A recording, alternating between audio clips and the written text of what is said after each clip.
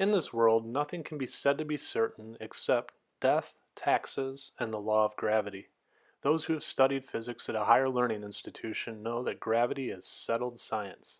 It meets all the scrutiny of the scientific method. But does it? Nikola Tesla, arguably the most underrated scientific mind of all time, did not believe in relativity or, by extension, gravity. His quote on the topic: "Today's scientists have substituted mathematics for experiments, and they wander off through equation after equation and eventually build a structure which has no relation to reality."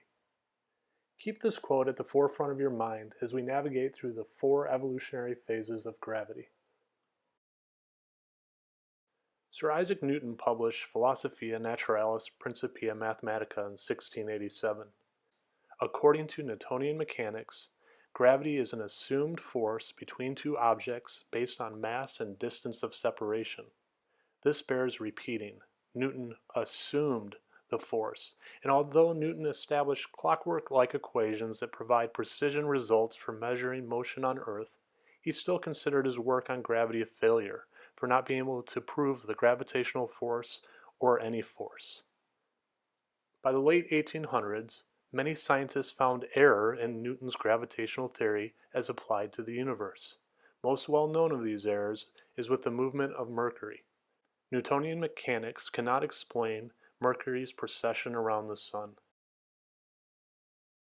By 1915, German-born theoretical physicist Albert Einstein believed he had fixed the errors in Newton's work with his theory of relativity.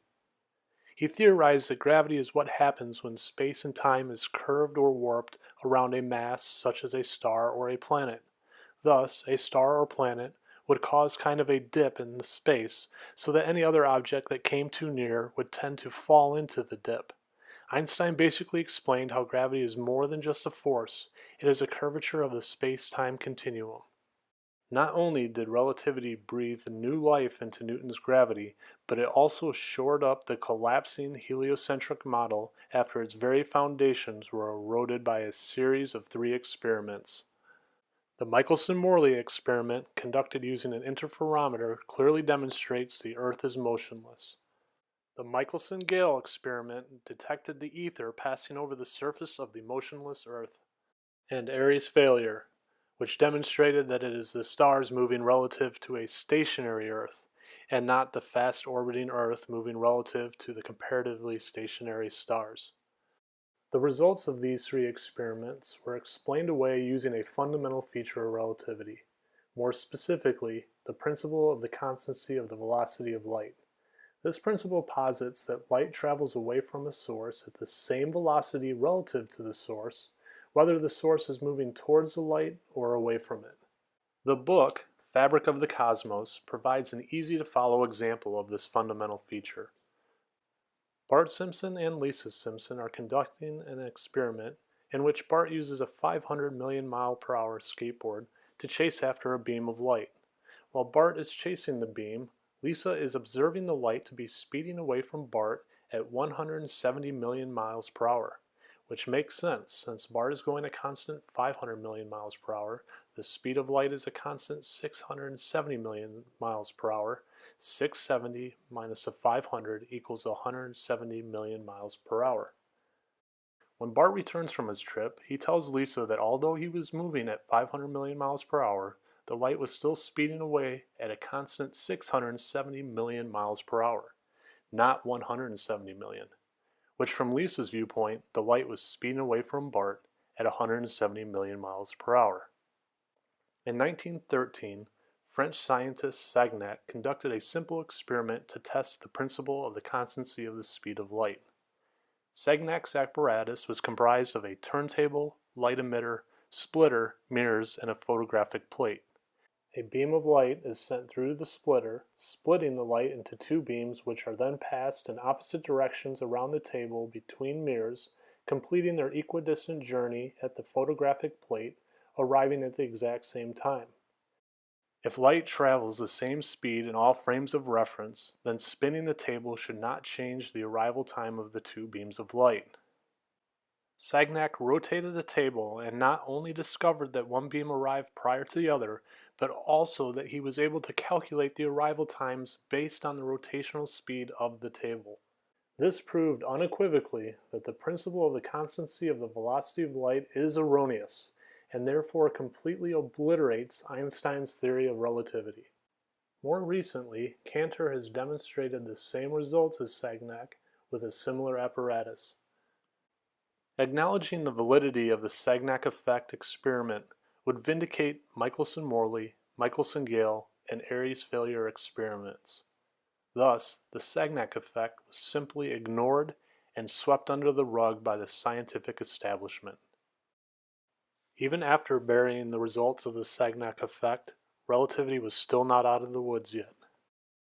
In the 1900s, astronomers identified a problematic discrepancy in Einstein's gravity while measuring the rotational speed of galaxies. More specifically, the outer regions of the galaxy were orbiting around the galactic nucleus at a much faster pace than predicted by the model. In fact, galaxies are rotating so quickly that according to Einstein's relativity, they should be flying apart. Once again, gravity is in critical condition and requires life support. Physicists immediately began to theorize the dark matter solution to this rather large conundrum. Over time, dark matter has become the widely accepted answer. So what is dark matter? It is the universe's mass which doesn't emit, absorb, or reflect light. In other words, it is invisible and cannot be measured. Physicists know it exists only because it is required for gravity to work.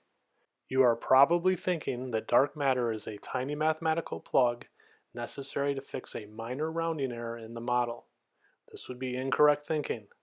In order for Einstein's gravity model to work, dark matter must make up 85% of the known universe. Over the last 2 decades, the dark matter model has been failing important empirical tests. Astronomers have found less dark matter at the centers of galaxies than what the model suggests they would. The discrepancy is even worse at the cores of the universe's tiny dwarf galaxies, which have few ordinary stars but lots of dark matter. In 2011, due to the discrepancies in the current dark matter model, physicists began adopting a new dark matter model. In the new model, dark matter exists in a dark sector, somewhat parallel to our light sector, but detectable only through the way it affects gravity. According to James Bullock, physicist at the University of California, we are confident that it is there, that it has mass, and that it tugs on itself and other things via gravity. That's about it. While dark matter has a gravitational tug, it doesn't interact with normal matter, the stuff that makes up you and me, in a very intense way. It doesn't shine, it's invisible, it's transparent, it doesn't glow when it gets hot. To summarize the evolution of gravity, it is an assumed, unproven force injected with erroneous relativity, requiring an 85% plug of an invisible, immeasurable matter that exists in a different realm. At best, gravity fails to pass the scrutiny of the scientific method, but more accurately, gravity is a religious dogma. In the words of Ernst Mach, scientists have now become a church, and I do not regard it as an honor to be a part of this or any church. Ironically, Einstein entitled Ernst Mach the forerunner of relativity. Nikola Tesla and Ernst Mach are not the only heavyweight scientists that are anti-gravity. Albert A. Michelson, the very first American Nobel Prize winner in 1907, is also the pioneer of interferometry, which enables the precision guidance of modern weaponry. Robert A. Millikan, the second American winner of the Nobel Prize for his oil drop experiment, which proved the elementary electronic charge, said, "Einstein's photoelectric equation cannot in my judgment be looked upon at present as resting upon any sort of satisfactory theoretical foundation." Louis Essen, inventor of the atomic clock and the man responsible for the modern precise measurement of the speed of light. Essen published a paper called The Special Theory of Relativity, a Critical Analysis. Essen said, "No one has attempted to refute my arguments, but I was warned that if I persisted I was likely to spoil my career prospects." He also said, the continued acceptance and teaching of relativity hinders the development of a rational extension of electromagnetic theory. Another quote from Essen, students are told the theory must be accepted, although they cannot expect to understand it. They are encouraged right at the beginning of their careers to forsake science in favor of dogma. Ernest Rutherford, 1908 Nobel Prize in Chemistry. His research into radioactive emissions brought forth the notion of an atomic nucleus we know today. He is regarded as the forefather of modern science.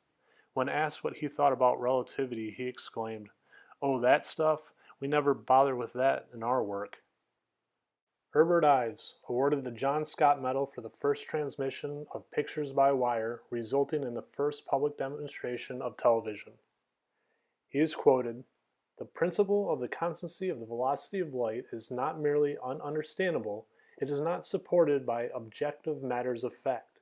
It is untenable, and as we shall see, unnecessary." It is perplexing that so many Nobel laureates, inventors, and scientists could all maintain anti-gravity positions which are not even so much as mentioned in any physics curriculum. Gravity is the primordial glue that holds the well-constructed illusion of our world together.